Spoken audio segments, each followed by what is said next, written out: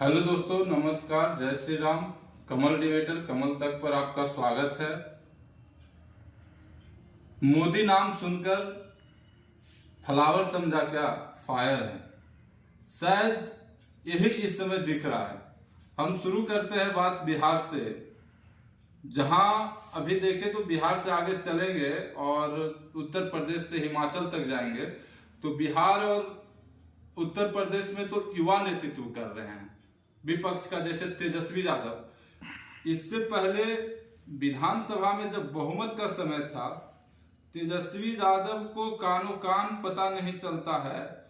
और चेतन आनंद और नीलम देवी की बात करें, लेकिन प्रहलाद यादव जो कि लालू यादव के बहुत ही करीबी थे, और उनका विधानसभा में आकर के क्रॉस वोटिंग करना, इसका मतलब कहीं ना कहीं राजनीति में चूक रहे हैं तेजस्वी यादव। और आज की जो बड़ी खबर आई, राष्ट्रीय जनता दल का एक और कांग्रेस का 2 विधायक टूटकर जाकर के बीजेपी में शामिल हो गए।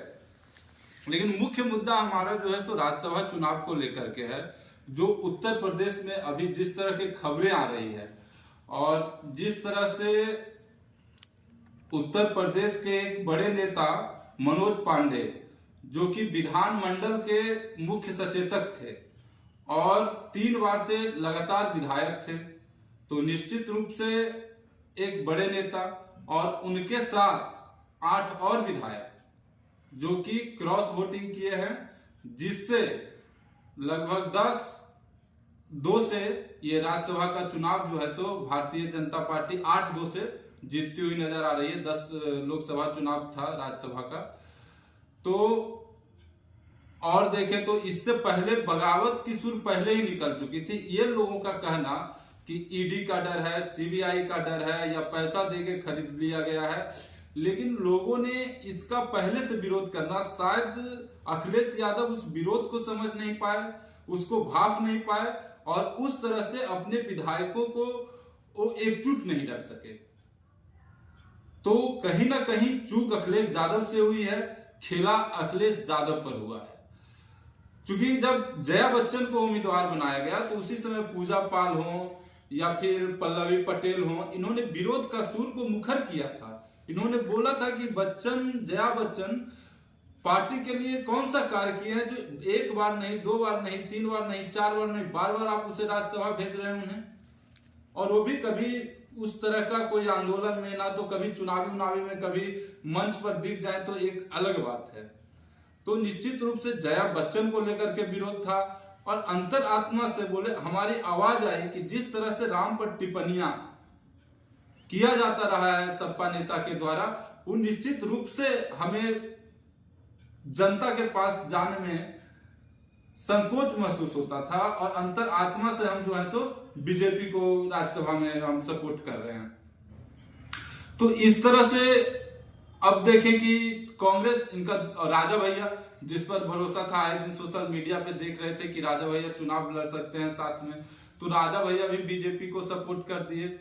अब जो नया गठबंधन बना है अपने इसका जयंत चौधरी का, उनका 9 विधायक भारतीय जनता पार्टी को सपोर्ट कर चुका है। तो निश्चित रूप से कहीं ना कहीं ना तो गठबंधन में इंडी गठबंधन, जो इंडिया गठबंधन के नाम से आया था, उसको एक करने में सफल नहीं हुए, ना ही अपने विधायक को एक करने में सफल हुए।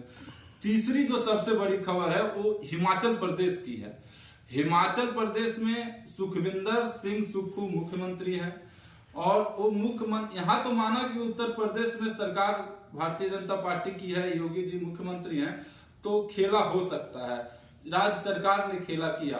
लेकिन हिमाचल प्रदेश से जो छन के आ रही है, उससे यह प्रतीत होता है कि वहां तो सुखविंदर सिंह सुक्खू मुख्यमंत्री हैं, कांग्रेस का मुख्यमंत्री है, और 25 विधायक वहां बीजेपी के हैं और 40 विधायक अगर कांग्रेस में हैं, उसके बाद अगर टूट हो जाती है तो निश्चित रूप से कांग्रेस की कार्यशैली पर, राहुल गांधी की विश्वसनीयता पर प्रश्न चिन्ह उठता है। और 9 विधायक या 8 विधायक जो छन के आ रहा है, 8 विधायक जो है सो क्रॉस वोटिंग कर चुके हैं और नाराजगी जो सामने आ रही है अभिषेक मनु सिंघवी को लेकर के है, दूसरे प्रदेश से ला करके और हरियाणा से, हिमाचल प्रदेश से, हिमाचल प्रदेश का ही कोई उनका कहना था कार्यकर्ता हो या पार्टी का ऐसा आदमी हो जो रहना चाहिए था, परंतु अभिषेक मनु सिंघवी को लाया गया। और सबसे बड़ी बात है कि सुखविंदर सिंह सुक्खू के द्वारा सोनिया गांधी को बुलाया जा रहा था। क्या पहले उनको टूट की आभास थी? क्योंकि सोनिया गांधी अगर वहां होती तो हो सकता है विधायक को एक रखा जा सकता था।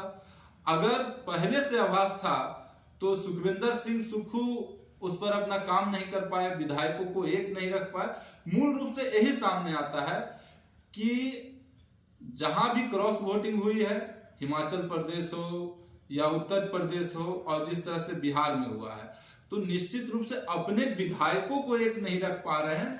और आरोप इनका दूसरे तरफ है।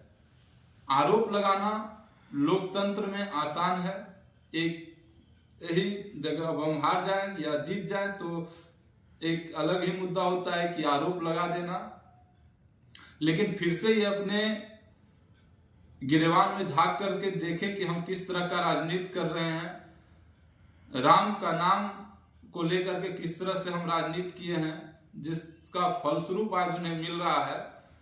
और फिर से एक बार, उस समय प्राण प्रतिष्ठा के समय बोल रहे थे कि राम सबके हैं, तो एक बार काशी विश्वनाथ में भी ज्ञानवापी पर भी बोले कि महाकाल सबके हैं, मथुरा में भी बोले कि कन्हैया सबके हैं, और एक नई राजनीति का शुरुआत करें।